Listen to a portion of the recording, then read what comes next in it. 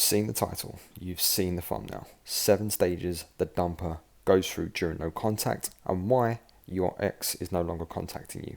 Firstly, we need to address the elephant in the room.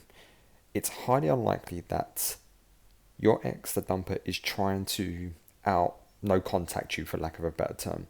The dumper is on a very different journey and timeline to you. So try not to compare your experience to theirs or project your feelings onto their perception of reality. I hear the following almost every day. What if the dumper isn't contacting me because they're waiting for me to contact them? What if they're not contacting me because they're convincing themselves not to because they're scared of my reaction? What if they're just waiting for me to say sorry and that I will do anything I have to change? So, guys, to quote Mark Manson, actually I'm quoting him quite a lot lately, actions never lie and words don't mean shit. Their actions are telling you everything you need to know right now. All you need to do is to not overthink and accept the reality of the situation. So coming up in this video are the 7 steps of no contact that the dumper goes through. I'm hoping that this may clarify a few things for you and get you back onto the road of recovery. And welcome back to the Love Fix. It's Nick, as always, doing my best to get you through your breakups as easily and as healthily as possible with compassion but without the bullshits. If you like today's video, do me a solid, hit the like button, subscribe, and if you need my help with your personal breakup situation, if today's video is not enough and you want my one-to-one attention so I can bespoke the advice to your personal situation, this horrible time that you're going through, you know what you can do. Look below in the description. My email address is there with all the details, thelovefix20@gmail.com, to arrange a voice coaching session with me. Also, the free Facebook support group is also there. Just hit the link and sign up. Without further ado, let's get into the 7 stages of no contact for the dumper. So stage 1 is universally known as the relief stage for the dumper. But before we get into that, I would actually say and theorize that there is a pre-stage or stage 0 for the dumper. It actually took them a while to get to the point of dumping you. They probably tried to tell you many times how they were feeling and how they wanted things to progress. When that message fell on deaf ears, they will go through anger and sadness before actually getting to the dumping part. In a way, they've already done a large part of their grieving. Now they have finally dumped you. They are simply relieved to get that monkey off of their back. There are exceptions, of course, to every rule. Like if you cheated on them and they're just hurt and angry because you've been a fuckhead. But with most standard breakups, it is a long time coming and they likely checked out long before they got to dumping you. Let them have their relief and back off. You cannot negotiate or out-logic how they feel, so do not waste your time. If you keep chasing during their relief stage, even if you are the sweetest person out there, all you're doing is validating their decision to dump you. The best way to get somebody's attention is to remove yours completely until they reach out. Stage 2 is freedom. That is my very poor Braveheart impression. So let's just get back to being normal for a little bit. Freedom. The sweet taste of being single again. Let them have all the freedom they can handle. The thought of breaking up with you has been weighing on them for quite some time. Weeks, months, even maybe a year. And they're emotionally exhausted. Right now, they're euphoric. It's new. It's exciting. They don't have to think about breakups or how they've been questioning their feelings for you. They say not to interrupt your enemies when they're making mistakes. Now, I'm not actually saying your ex is your enemy, but for damn sure, do not interrupt them during this time. You need to give them time and space to experience life without you, because when the euphoria wears off and they see you slipping down their WhatsApp list, they will start wondering, what the fuck? You need to play the long game here, my pedigree chums. Trust me, I've gotten pretty good at it over the years in all aspects of my life. Show them that you are capable of listening to their wishes and that you can grant them the one thing that they have asked you for, a breakup. Stage 3, sadness and second thoughts. Oh yeah, the dumper gets to experience this as well. Up until this point, they haven't felt the breakup, and that's a huge advantage to the dumpy. The only real difference between the dumper and the dumpy here is that the dumpy experiences sadness at stage 1, which is the advantage, because as the dumpy, you should be well on your way to moving towards relief, where the dumper is now starting to move towards anxiety. I mean, you've got to love the irony of that. So, just like you and I, your ex is a human being, and short of being a sociopath, they are not immune to human emotions.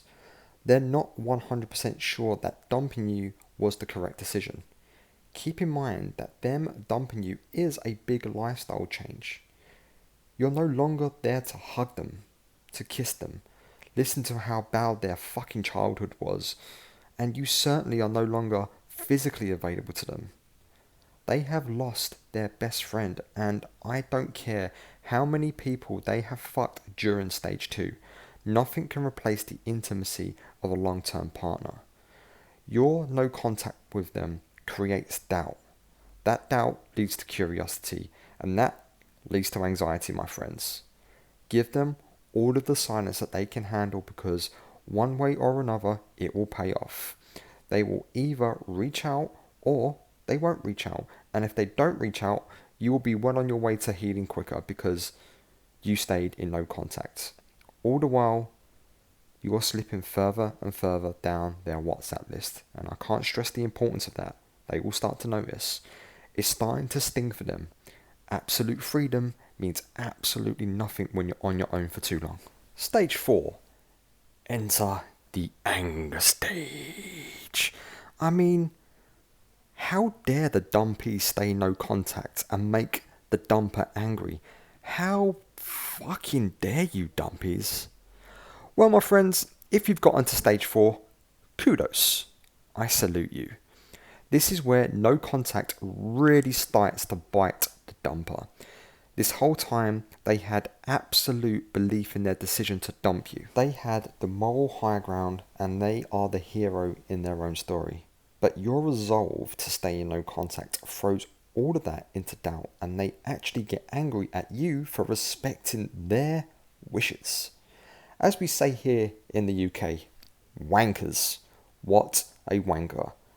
They are very likely being very prideful and continue to convince themselves that their decision was the correct one. They have gone from not wanting to hear from you, but now getting angry that you've not reached out. As the dumpy, do not stop here.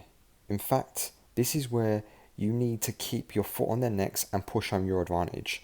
Let the fuckers think happy thoughts about you and let them get fucked. The breakup is still a loss, even for the dumper, so let them experience everything that comes with it. Let them feel the loss. Stage 5 is the fading effect bias, better known as looking back with rose-tinted goggles. Remember when you were a little kid and you loved to ride your bike, but one day you fell off, broke your arm, and you didn't want to ride your bike for a little bit?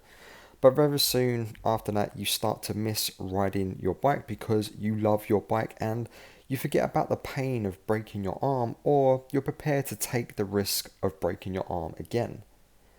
That's where the dumper is during stage 5. What runs parallel with this is obsession, idealization, and wanting what they can't have syndrome. You've slipped so far down their WhatsApp list that they're starting to freak the fuck out.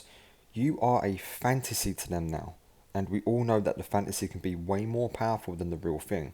Right now, they will be comparing their life without you to when they were with you. More often than not, that freedom that they so badly wanted starts to taste very bitter indeed. This is when they start to question their decision and wonder if they can ever get you back. Stage 6 is curiosity. Your silence has made them curious. Their curiosity has made them anxious. Their anxiousness leads to them reconsidering the breakup and the relationship with you. I would hope that by this point you've not been posting too much or, in fact, anything on social media. They need to be curious about you, not reading your passive aggressive status updates or your emotional posts. Do that stuff where they can't see it. If you want them to reconsider you as a romantic option, then you need to get their attention. The best way to get their attention, as I've already said, is to completely remove yours. Stage 7. Contact. The day you've been waiting for. They text you. And guys, by this point, I really hope that you've done so much work on yourself that you can take it or leave it, because this is where the power switches back to you. You now get to set the terms. At this point, they might just be curious about you and they just want to test the temperature of the water, so don't get too ahead of yourself. They may have no intention of actually getting back with you. Therefore, it is important to match their level. That means if they say, "Hey, how are you?" you simply reply with, "Hey, I'm doing well. How are you?" Do not mention the relationship. Do not mention the breakup. Do not mention your feelings or the possibility of a reconciliation unless they bring it up first. They're the ones looking for an in, and they will have to work for it. But don't make it super difficult. Let them lead the conversation and you simply match their level. A lot of the YouTube content creators in this space out there will tell you to not respond unless they ask to get back with you. Please know this is fucking bullshit and they're wrong. If you ignore the olive branch that they are extending, they may never reach out again. Keep it simple and respond to their level. You can set boundaries if the conversation isn't going anywhere, but that's a judgment call. Contact doesn't always mean they want you back, so don't jump the gun. Stay on your center and let your ex say whatever they need to. If you see bullshit, then call bullshit and go back into no contact. If the conversation is going well and the iron is hot, simply say, "Hey, it'd be great to meet up. When are you free for a coffee?" Whatever happens, don't settle for lowball offers.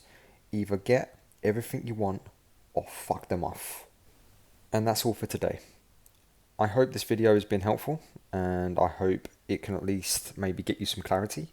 But if it's not enough and you need a one-to-one session with me to talk about your personal situation so we can bespoke the advice, you know what to do. You can reach out to me at thelovefix20@gmail.com. As always, you are enough, and I will see you on the other side.